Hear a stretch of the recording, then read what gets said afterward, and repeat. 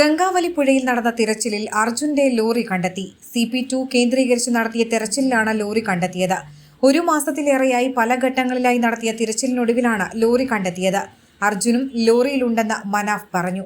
Manaf lorry സ്ഥിരീകരിച്ചിട്ടുണ്ട്. മൃതദേഹം പുറത്തെത്തിക്കാനുള്ള ശ്രമമാണ് നടന്നുകൊണ്ടിരിക്കുന്നത്. ഷിരൂരിൽ മണ്ണിടിച്ചിലിൽ കാണാതായി 70 ദിവസങ്ങൾക്കു ശേഷമാണ് കണ്ടെത്തൽ. രാവിലെ നടത്തിയ തിരച്ചിലിൽ കൂടുതൽ ലോഹഭാഗങ്ങൾ കണ്ടെത്തിയിരുന്നു. വേലിയിറക്ക സമയത്ത് പുറത്തെത്തിക്കുകയായിരുന്നു. അർജുന്റെ ലോറിയായ ഭാരത് ബെൻസിന്റെ ബാക്ക് ബമ്പറിന് സമാനമായ ഭാഗം ഡ്രഡ്ജിംഗിൽ കണ്ടെത്തിയിരുന്നു. കണ്ടെത്തിയത് അർജുൻ സഞ്ചരിച്ചിരുന്ന ലോറിയുടെ ക്രാഷ് ഗാർഡ് ആണെന്ന് സംശയിക്കുന്നതായി ലോറി ഉടമ മനാഫ് പറയുകയും ചെയ്തിരുന്നു. നേരത്തെ തെരച്ചിലിൽ അർജുന്റെ ലോറിയിലേതെന്ന് സംശയിക്കുന്ന കയർ കണ്ടെത്തിയിരുന്നു. കയർ അർജുന്റെ ലോറിയിലേതാണെന്ന് തിരിച്ചറിഞ്ഞിട്ടുണ്ടായിരുന്നു. ഇതിനു പിന്നാലെ നടന്ന തിരച്ചിലിലാണ് നിർണായക കണ്ടെത്തലുണ്ടായത്. ജൂലൈ 16-ന് ഷിരൂരിലുണ്ടായ മണ്ണിടിച്ചിലിലാണ് അർജുനെ കാണാതായത്. അർജുനൊപ്പം ലോറിയും കാണാതായി. അർജുനെ കാണാനില്ലെന്ന് കാണിച്ച മാതാപിതാക്കൾ പരാതി നൽകിയെങ്കിലും തുടക്കത്തിൽ അലസ മനോഭാവമാണ് ഭരണകൂടം കാണിച്ചത്.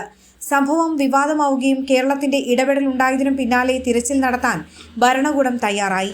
പ്രദേശത്ത് മണ്ണിടിയാനുള്ള സാധ്യത കൂടി കണക്കിലെടുത്തായിരുന്നു ജില്ലാ ഭരണകൂടം തിരച്ചിൽ നടത്തിയത്. മണ്ണിടിച്ചിലുണ്ടായ പ്രദേശത്ത് ലോറി അകപ്പെട്ടതാകാമെന്നായിരുന്നു ആദ്യം ഉയർന്ന സംശയം.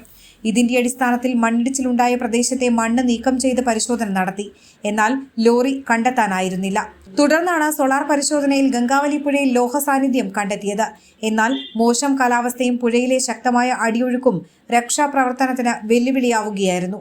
തുടർന്ന് അർജുന്റെ മാതാപിതാക്കൾ കർണാടക മുഖ്യമന്ത്രി സിദ്ധരാമയ്യയെ കണ്ട് തിരച്ചിൽ പുനരാരംഭിക്കണമെന്ന് അഭ്യർത്ഥിച്ചിരുന്നു.